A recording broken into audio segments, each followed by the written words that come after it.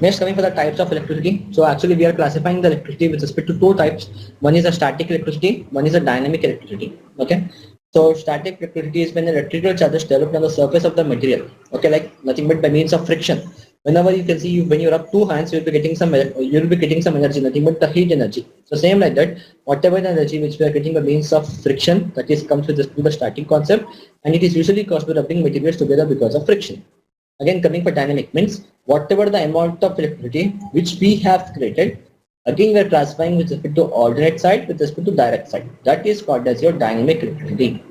So dynamic electricity is a flow of electrical charges through a conductor, in other words electrical current.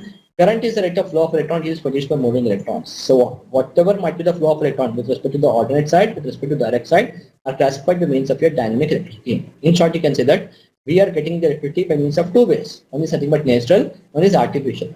Okay, natural in the sense nothing but the lightning strokes or thunder strokes which we get from the sky by means of clouds. Okay, again in the artificial side we are getting static, we are getting dynamic. So static in the sense what, we are creating the energy by means of hydro plant, nothing but by means of water, by means of thermal plant, okay, nothing but by means of coal.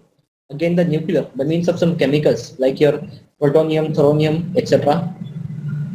Again we are having frictional, we are having different again concepts to generate electricity. Even we are having diesel generators also for that.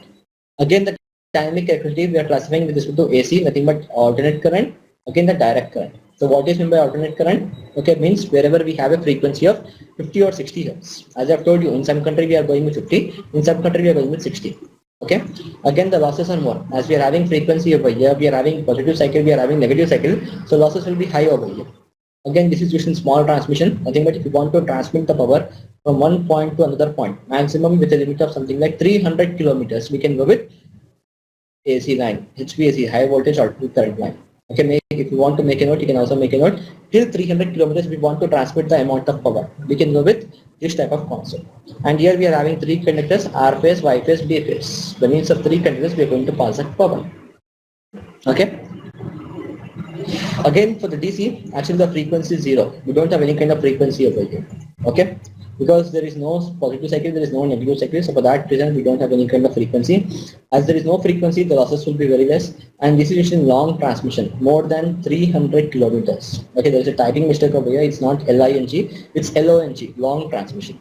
Okay, more than 300 kilometers. Again here we are having positive and the negative conductor only. Okay, means by means of two conductors only we can flow the complete amount of current. Okay, that means we are saving one conductor charge.